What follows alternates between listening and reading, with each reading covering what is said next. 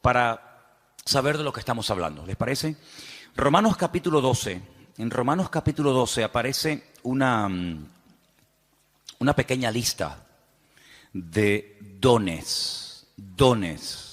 Y los dones tienen que ver con el Espíritu Santo. Romanos capítulo 12, por favor.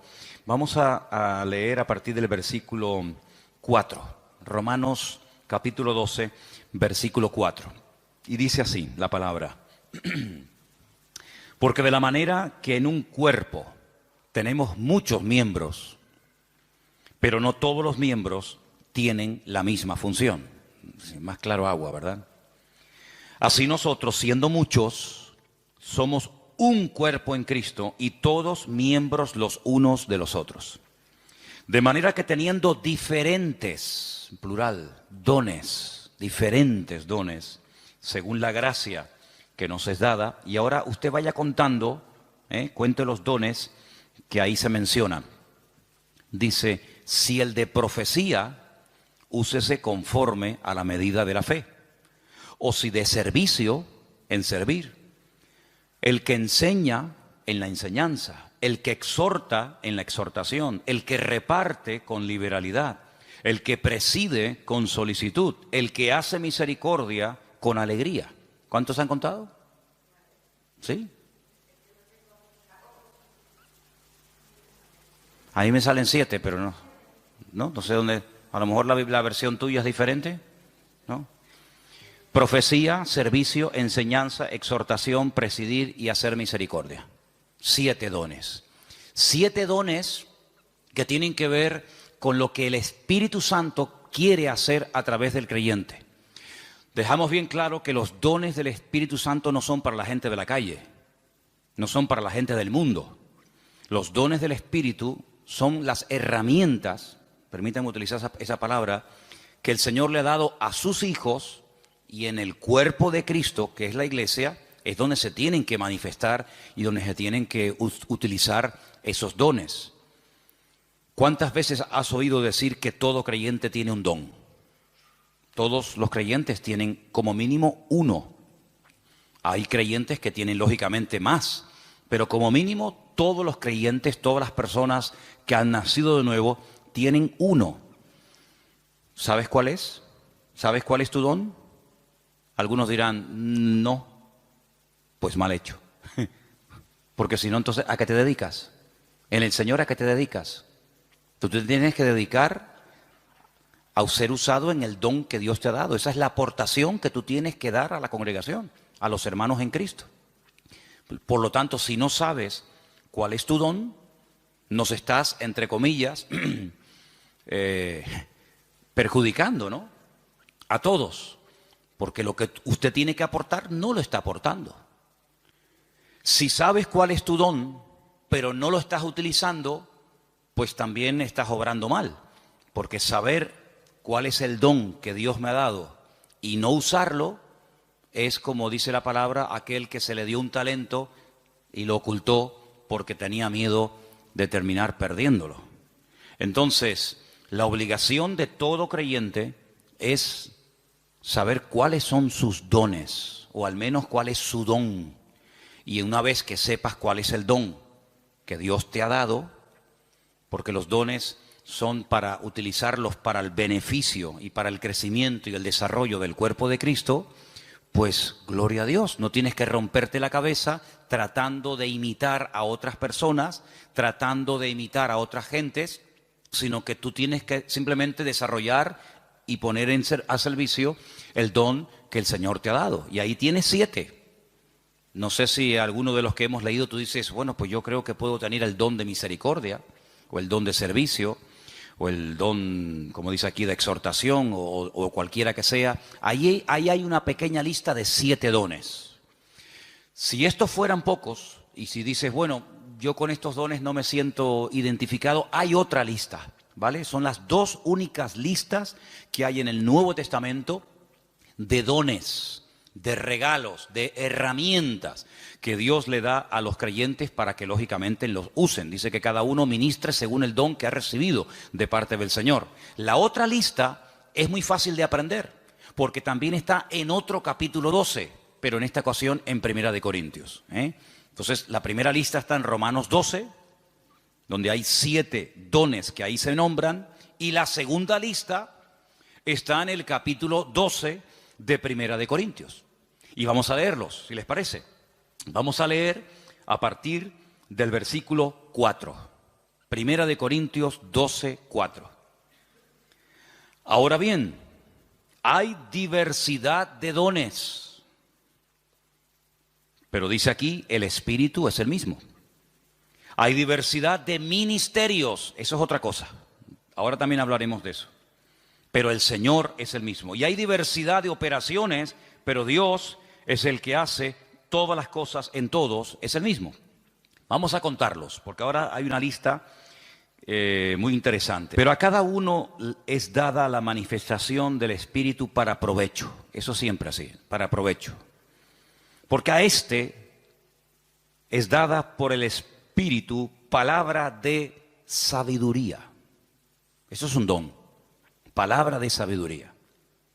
A otro, palabra de ciencia o conocimiento, como también se le conoce, según el mismo Espíritu. A otro, fe por el mismo Espíritu.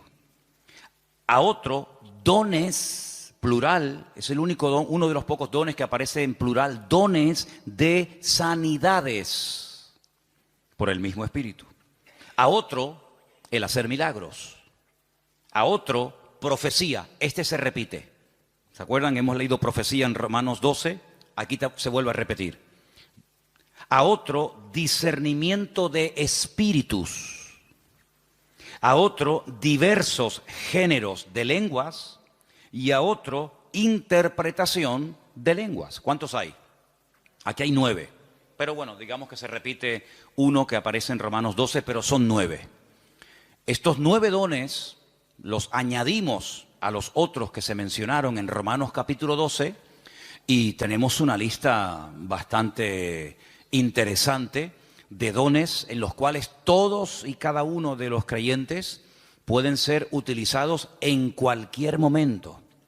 Ahora, hay creyentes que han sido utilizados de una forma no regular, sino de una forma, digamos, una vez y ya está, en uno de estos dones o de los que hemos leído en Romanos 12. Pero eso es una cosa, y otra cosa es que frecuentemente, asiduamente, como algo ya normal en tu vida, haya uno o varios dones que se manifiestan en tu vida.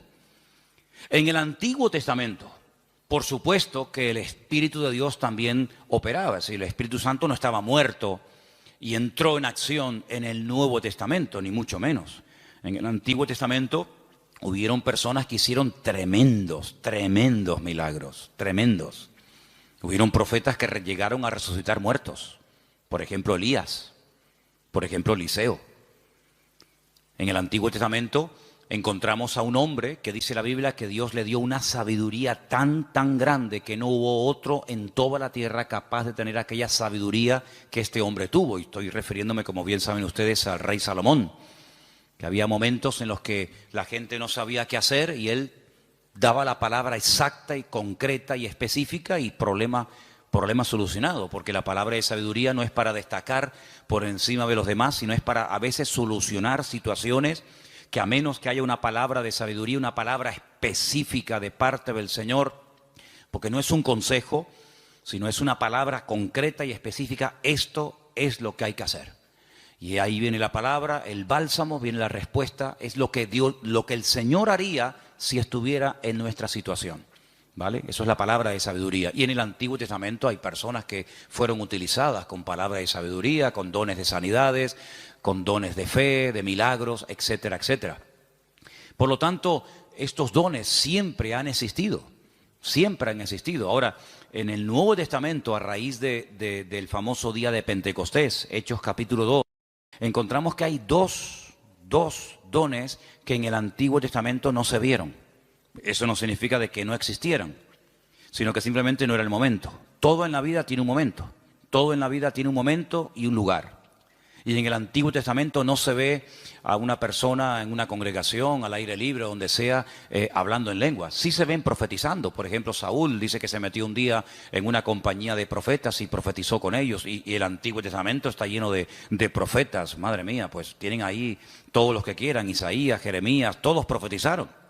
La mayoría de ellos sobre eventos futuros, la futura restauración, las glorias que le vendrían al pueblo de Israel, persecuciones, restauración, derramamiento del Espíritu en forma masiva, como el caso de Joel, profecías que tienen que ver con la primera venida del Señor Jesucristo, otras que tienen que ver con profecías que tienen que ver con la segunda venida de Cristo. Por lo tanto, el don de profecía está por todas partes en el Antiguo Testamento. Pero repito, el don de hablar en otras lenguas y de interpretar dichas lenguas no aparece ningún ejemplo en el Antiguo Testamento. En el don de discernimiento de espíritus, por supuesto que aparece. Hay varias ocasiones en el Antiguo Testamento donde la gente discernía que ese espíritu, eso que estaba ocurriendo, no era producido por el Señor, sino que detrás de eso estaba nada más y nada menos que el mismísimo Satanás, el mismísimo enemigo de los creyentes y de Dios. Palabra de sabiduría ya la hemos definido, pero la palabra de ciencia es una revelación de algo que ha ocurrido y que trae un conocimiento, trae una revelación.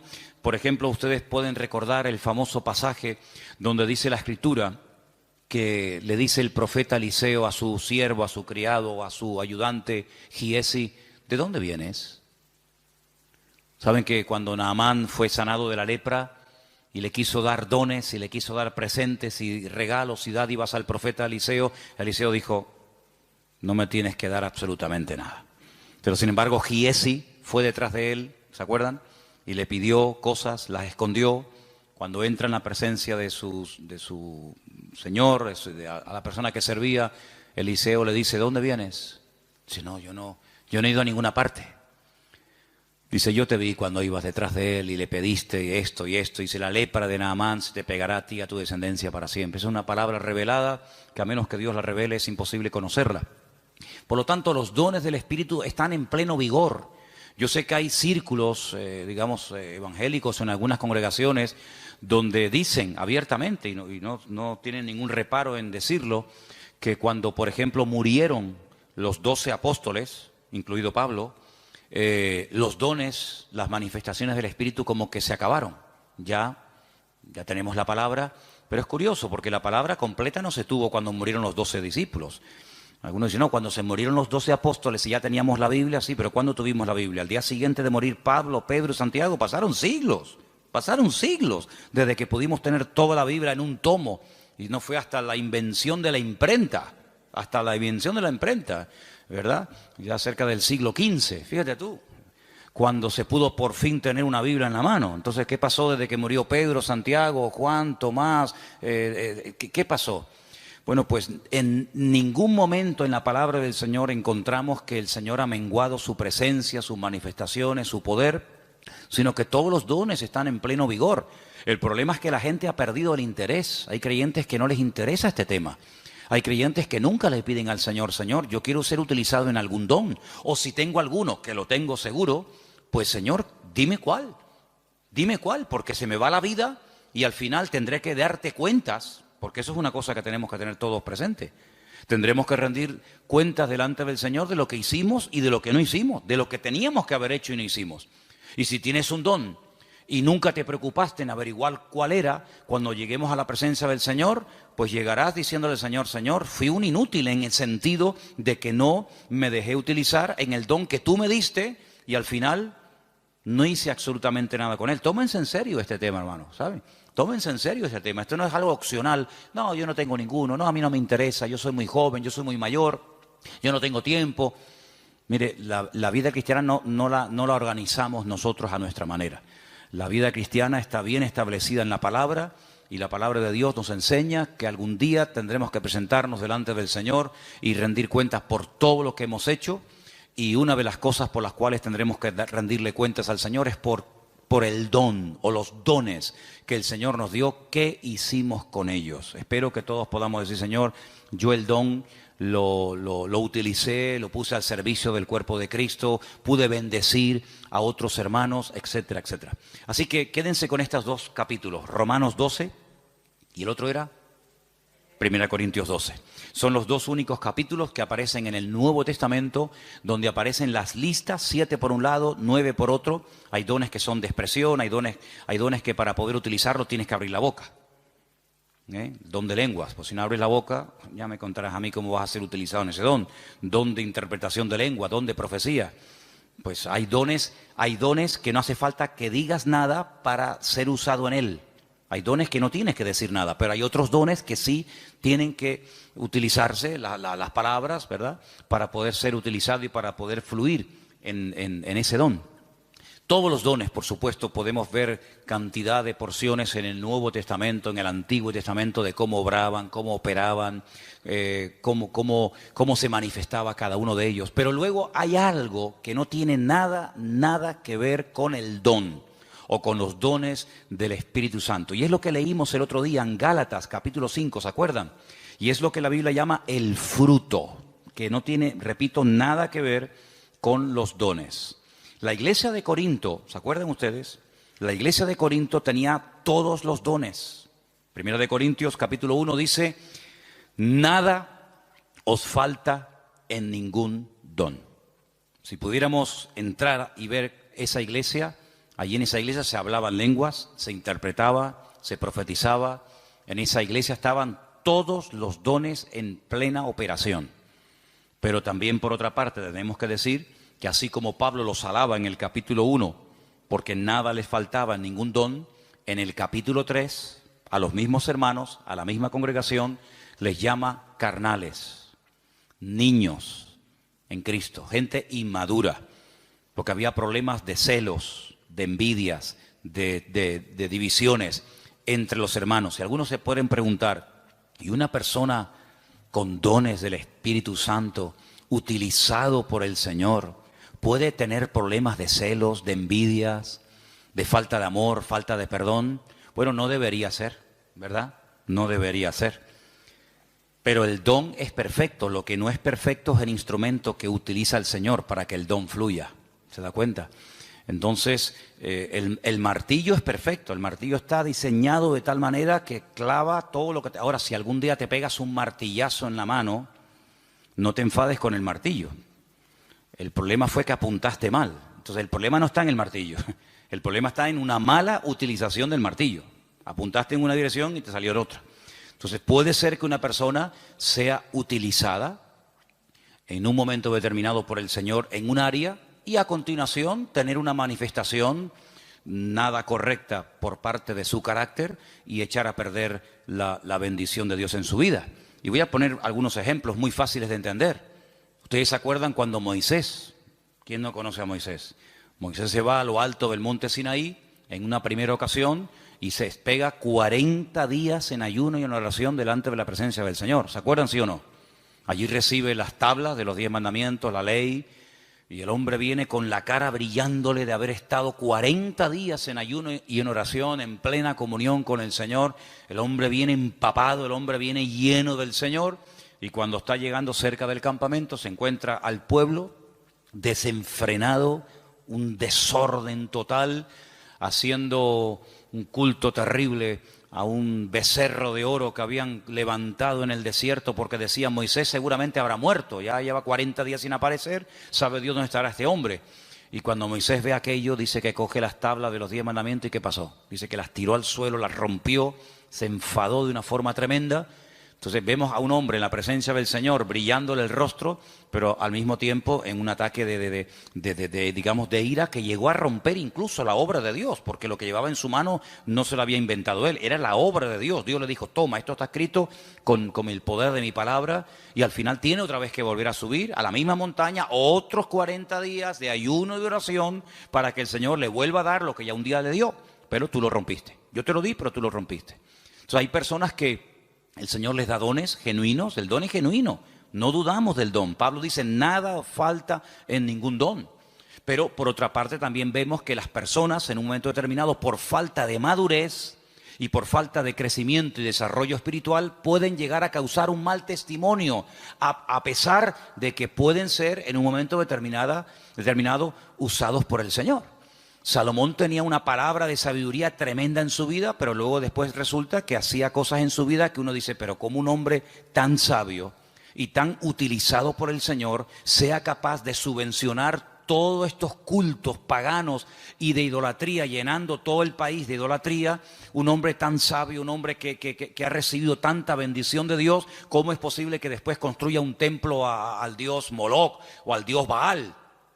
Bueno, son a veces esas contradicciones que no deberían de existir, pero seamos realistas, ocurren, lamentablemente, ¿no?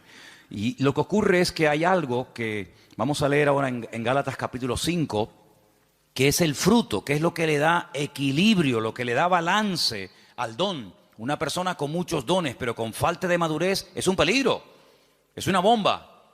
Una persona que puede ser utilizada por Dios en un momento determinado, como Pedro, pero al mismo tiempo puede ser utilizado por el mismo diablo.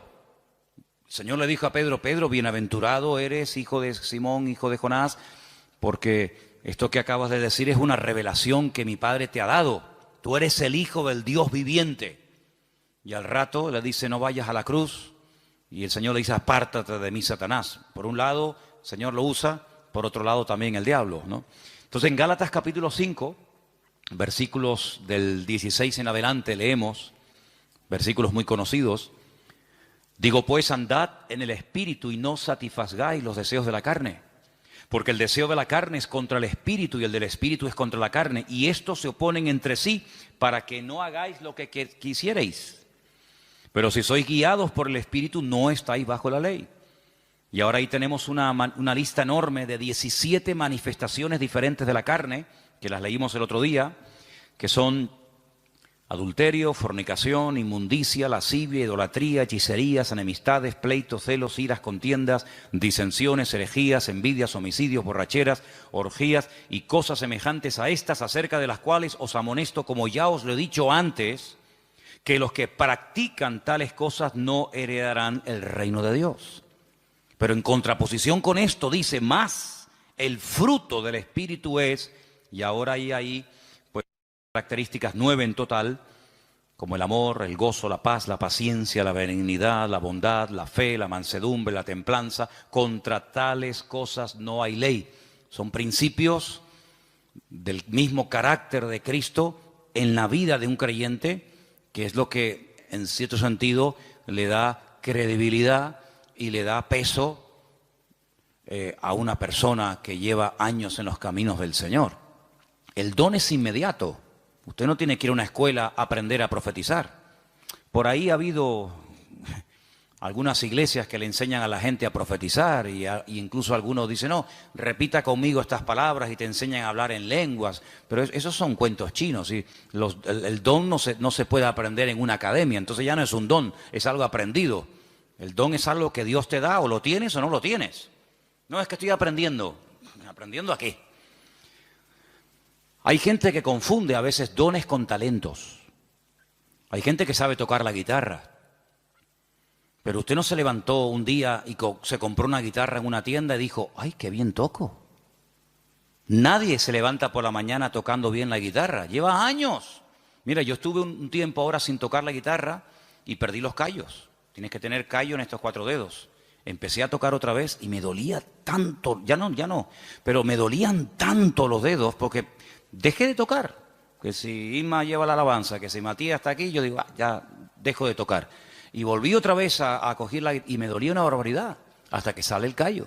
Y si quieres aprender notas, si quieres aprender a cambiar de una a otra, si quieres tener velocidad, etcétera, etcétera. Pero eso no es un don, eso hay que aprenderlo.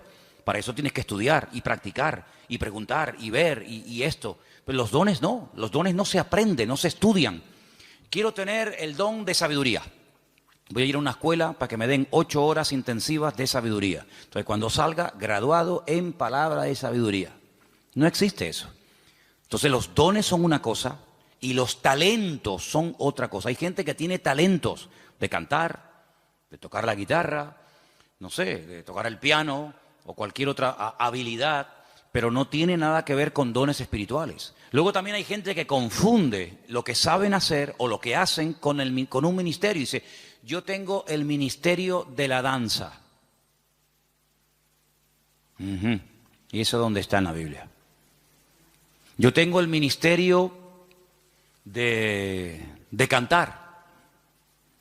Entonces confunden dones, confunden talentos, confunden habilidades. Y vamos a ver en la última lista que quería compartir con ustedes. Ahora vamos a hacer un repaso. En Efesios capítulo 4, ahí se mencionan los ministerios. Los dones es una cosa, los talentos es otra cosa, el fruto es otra cosa y los ministerios es otra cosa completamente diferente. Y aquí vamos a leer una porción un poquito más extensa para que ustedes sepan para qué son los ministerios. Estamos en Efesios capítulo 4. Efesios capítulo 4. Y voy a leer a partir del versículo 11. Efesios 4, versículo 11. ¿Lo tienen, hermanos? Y él mismo constituyó a unos apóstoles, a otros profetas, a otros evangelistas, a otros pastores y maestros. ¿Cuántos hay? ¿Cuántos ministerios? Cuéntelos. Los mismos dedos que tiene en su mano. 5. Apóstoles, dice aquí versículo 11. Segundo, profetas, evangelistas, pastores y maestros. ¿Lo podemos decir los 5 ya? A ver. Apóstoles, profetas, evangelistas, pastores y maestros. Esos son los 5 ministerios. Esos son los 5 ministerios. ¿Dónde está el ministerio de tocar la guitarra? ¿Dónde está el ministerio de danzar? No hay ese ministerio, ¿verdad? Usted se puede encargar, puede haber un área, puede haber un departamento, pero los ministerios están bien claramente definidos. Ahora vamos a un poquito a hablar de ellos, pero vamos a leer un poquito más adelante, porque ahora explica el apóstol Pablo para qué Dios a unos los ha nombrado pastores, a otros evangelistas, a otros maestros. Dice, para perfeccionar a los santos para la obra del ministerio. ¿Quiénes son los santos? ¿Quiénes son los santos? ¿Usted es un santo? La palabra santos son los apartados, los que han dejado la vida contraria a la voluntad de Dios, se han apartado. Santo significa una persona que se aparta. Nada más que eso, no es una cosa, no es un señor. Usted cuando salga del culto no intente mirarle la coronita. Saben que a veces en los cuadros aparece así como una cosa redonda. Había una serie hace años que se llamaba El Santo. Algunos de ustedes ni habían nacido. Era de Robert Moore. ¿Se acuerdan? El Santo. Los santos no llevan coronita en la cabeza, ¿vale? Cuando ustedes entran aquí adentro, la gente de la calle dice, oye, ¿ustedes no tienen santos? Dice, sí, aquí estamos así, está lleno de santos. Pasa que no los colgamos en las paredes, están sentados en la silla, ¿vale? Los santos son hombres y mujeres de carne y hueso, normal y corriente, con sus defectos, con sus virtudes, que se han apartado, entre comillas, ¿de qué? De lo que no agrada a Dios, no por presión. No estamos aquí porque nos están presionando. Cuando usted te quiera levantar, te levanta y te va, no hay problema. Estamos aquí por convicción, porque hemos entendido que el Señor es el camino, la verdad y la vida. Hemos llegado a una serie de convicciones, en algunos casos en un tiempo, en otros le lleva más tiempo, pero los santos son las personas que se apartan de todo aquello que no agrada a Dios. Entonces dice que el Señor ha levantado, ha perfeccionado a estos 5 ministerios para ayudar a los santos, para perfeccionarlos, para la obra del ministerio, para la edificación del cuerpo de Cristo, ¿vale? Hasta que todos lleguemos a la unidad de la fe. Esa es la meta, ese es el objetivo, que todos lleguemos a la unidad de la fe y del conocimiento del Hijo de Dios, a un varón perfecto, a la medida de la estatura de la plenitud de Cristo. ¿Cuál es la meta? Que la gente nos ministra, que nos predican, que nos exhortan, que nos enseñan, que nos pastorean. ¿Para qué? Para que lleguemos al nivel, a la medida del Señor Jesucristo. Nos falta mucho todavía, ¿eh? ¿Sí o no? Nos falta mucho. Pero bueno, esa es la meta. Y sigo leyendo, versículo 14.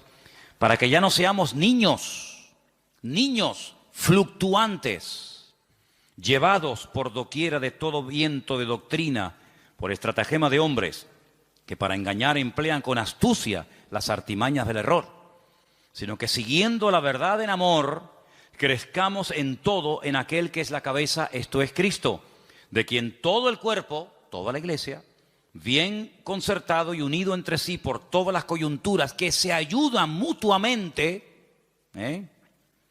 Según la actividad propia de cada miembro, recibe su crecimiento para ir edificándose en amor. Tal vez el mejor ejemplo para entender lo que debería ser una iglesia es el cuerpo humano. Y ahí todos me van a entender, porque usted a lo mejor nació en un país, otros nacieron en otro país, unos tienen una edad, otros tienen otra, unos son hombres, otros son mujeres, pero todos tenemos un cuerpo, ¿vale? Y por eso es el mejor ejemplo para entender lo que debería ser una iglesia. En un cuerpo hay centenares de órganos, de células, de huesos, de arterias, de venas, de músculos, pero todos tienen una función. No hay nada que sobra, nada, ni un solo miembro sobra. Hay huesos que son muy largos, huesos que son prácticamente imperceptibles, están aquí dentro del oído, ni se ven, pero si no lo tuviéramos estaríamos sordos, perdidos, no escucharíamos nada. Tenemos unas manos que son una joya. Cuando ustedes ven esos robots, saben que al hombre siempre le ha gustado el tema de los robots, sobre todo a los japoneses, ¿no? Cuando ustedes ven el último robot que los japoneses han diseñado y corren la cortina y hay un humo y música y focos para ver el último robot que han hecho, tú lo miras y dices, ¡qué birria! ¡Qué birria! ¿Te gustaría caminar como un robot? ¿Te gustaría moverte como un robot? Y eso es lo máximo a lo que ha llegado el hombre, lo máximo. Increíble.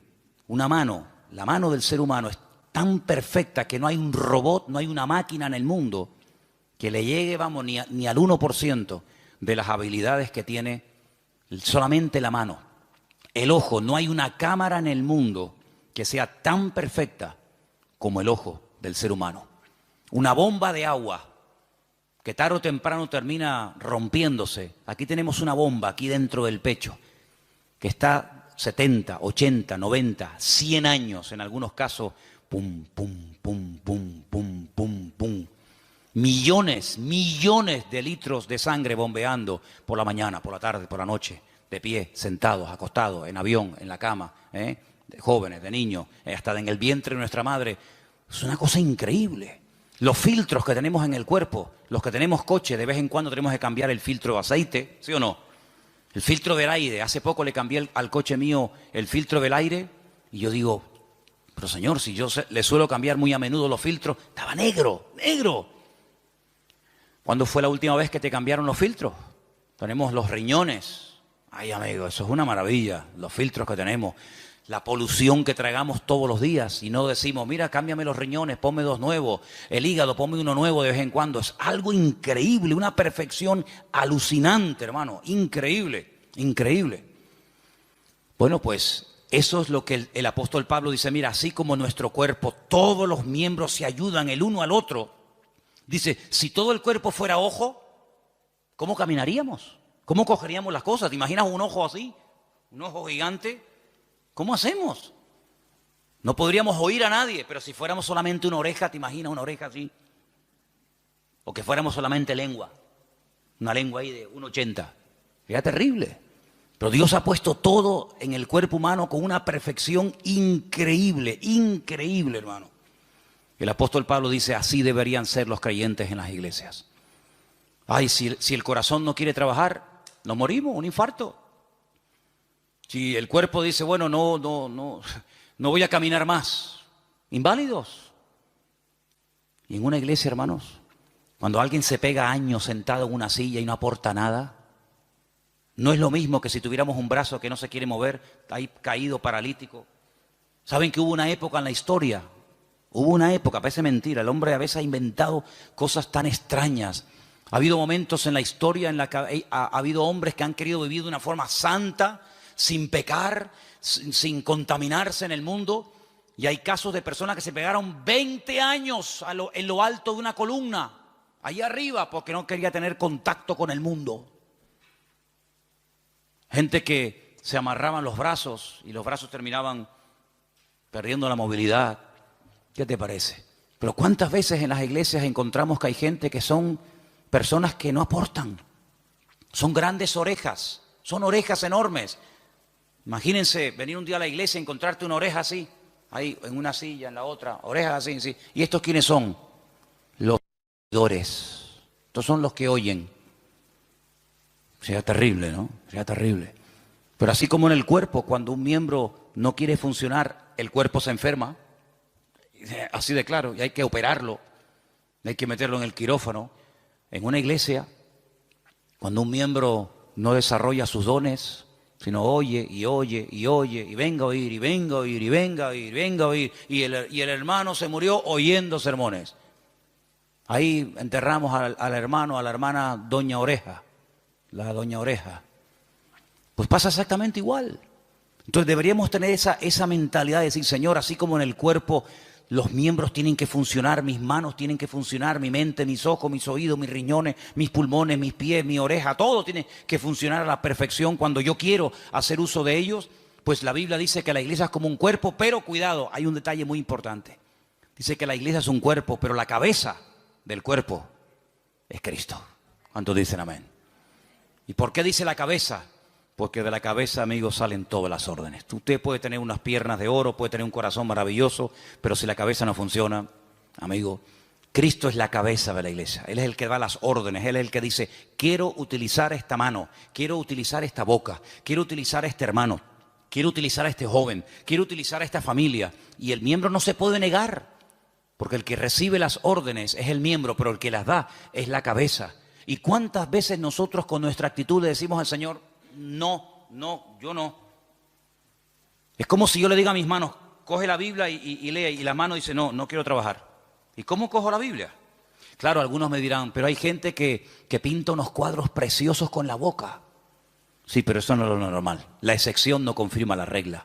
He visto gente, hace poco vi en un canal esto de internet, vi a un chico que toca la guitarra con los pies, que ya me gustaría a mí con las manos tocar la guitarra como la toca con los pies. Algo increíble, pero no es lo normal. La guitarra no está diseñada, la forma de una guitarra está diseñada para que se toque con las manos, con las dos, con la derecha y con la izquierda. Puede ser que una persona toque la guitarra con los pies, sí, pero no es lo normal.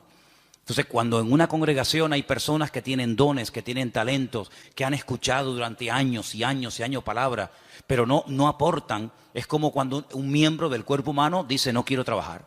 Entonces, todo el resto del cuerpo se perjudica porque las manos no quieren trabajar. ¿Cuántas veces vemos a personas por la calle que van en silla de ruedas? ¿Por qué? Porque sus piernas no funcionan. Sí, todo lo demás le funciona, pero las piernas no caminan. Entonces, en una congregación nos tenemos que mentalizar que todos tenemos que aportar algo.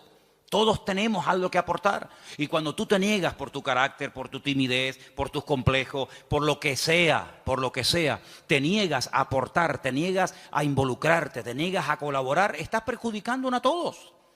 Es como si yo esta tarde dijera, no voy a predicar. Y me subo aquí a la plataforma y ustedes dicen, ¿y qué le pasa hoy a Manolo? No, que dice que no va a predicar. ¿Y entonces? Armandito dice que no quiere tocar la guitarra. El padre que está allí en el ordenador dice que hoy no va a grabar. La batería. Veo que de oídos estáis muy bien. ¿Qué te parece, amigo?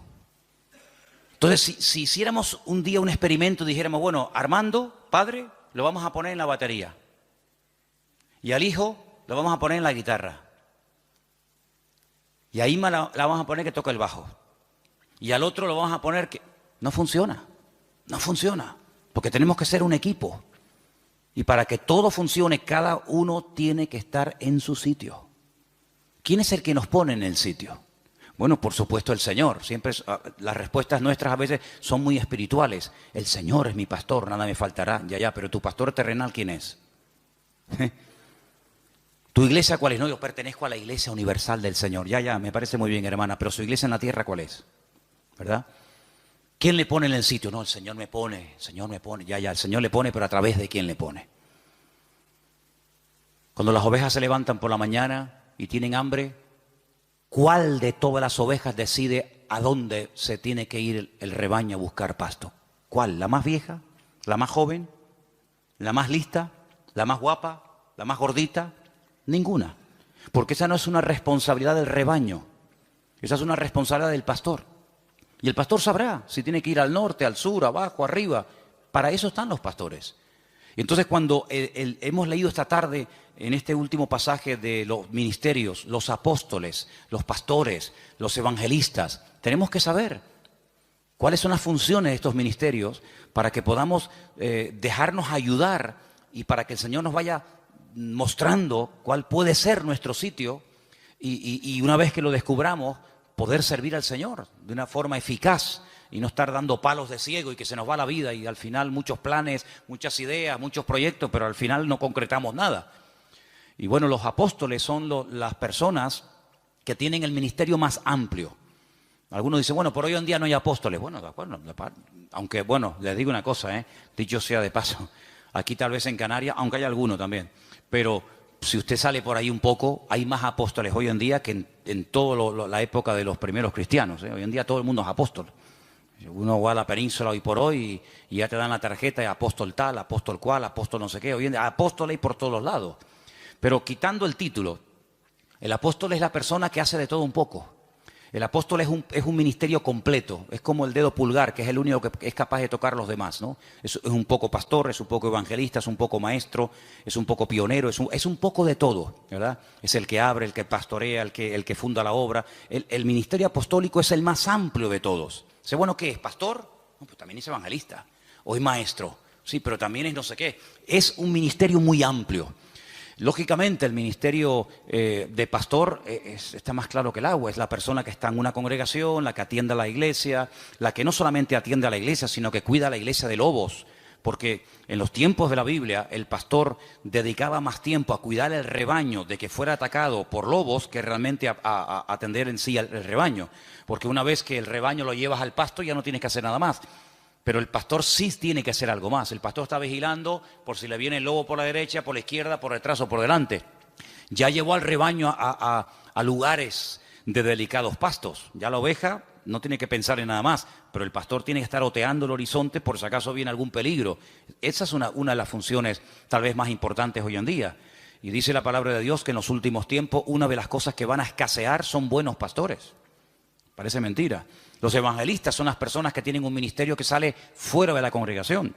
Son personas que Dios los ha capacitado con una gracia para ganar almas, para llevar almas a los pies de Cristo, para integrarlas en el cuerpo de Cristo y que crezcan y maduren y el día de mañana pues sigan sirviendo al Señor.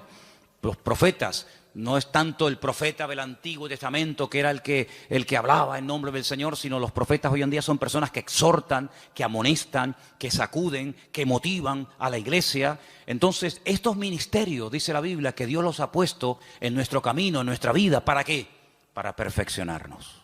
Y hermano, cuando usted, por ejemplo, no se tiene un problema con el corazón, usted no va al dentista, usted va al cardiólogo. Hermana, cuando usted quiere revisarse, usted tiene que ir a un ginecólogo, usted no tiene que ir a un neurólogo o a cualquier otro. Sí, los especialistas en la medicina son los que se encargan específicamente de las distintas áreas de nuestro cuerpo, ¿verdad? A veces hay médicos que dicen, mire, perdone, esto se escapa de mis manos, usted tiene que ir a fulanito de tal, y ellos mismos te remiten al especialista. En la iglesia, en el cuerpo de Cristo pasa exactamente lo mismo. El Señor va a poner en tu camino, espero que los reconozcas y que los valores, el Señor va a poner en tu camino a personas que en un momento determinado te van a sacudir. Pero claro, tú no vas a estar toda la vida que te estén sacudiendo. Pero habrá otros momentos en tu vida en los que el Señor te va a guiar por un camino o te va a guiar por otro. Lo importante es que las ovejas se dejen pastorear. Lo importante es que la gente quiera aprender. Cada vez que hemos tenido la oportunidad de trabajar con algún grupo, nos pasó con los hermanos del Puerto de la Cruz, cuando estábamos comenzando a trabajar con los hermanos que en su día vinieron aquí a pedir ayuda, yo lo primero que les pregunté fue, ¿ustedes van en serio?